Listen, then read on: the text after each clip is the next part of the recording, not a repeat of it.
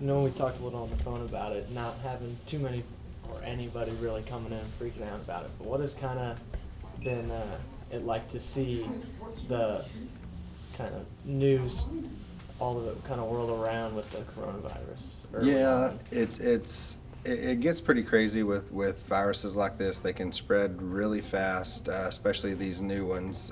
Coronavirus is actually very common. Most of us have probably had a variation of it. It causes common colds, such things like that.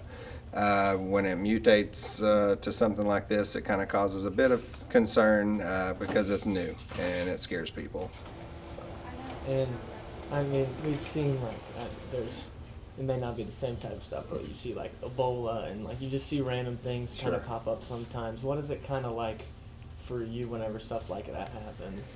How it can get pretty crazy with questions and people being scared, especially if it kind of travels to your immediate area. Luckily, we haven't had anybody actually in the state of Texas yet that has been confirmed to have the new virus. But anytime something like this happens, you see TVs and movies and stuff, propaganda saying it can spread, and it can. Main thing is just to be careful and wash your hands, cover your mouth when you cough, sneeze, things like that.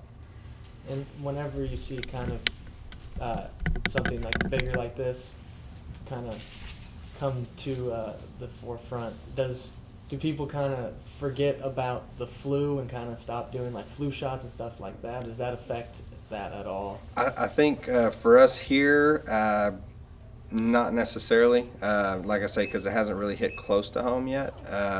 I suspect if it was, somewhere in Texas or something like that, it might cause a little bit of shift from the flu. But we still see several people coming in for flu shots and stuff. But like I say, it's really precautionary the same way. You want to wash your hands as much as you can. You want to avoid, if you feel bad, feel sick, try to stay at home if you can. Stay away from other people. And just kind of wrap it up, see like face masks and stuff. How well would one of those face masks work against something? Well, if everything you do feel sick, you want to stay away from people as best you can. But if you do have to go out, a face mask will definitely catch a lot of the. If you sneeze, cough, it'll catch a lot of those virus particles coming out.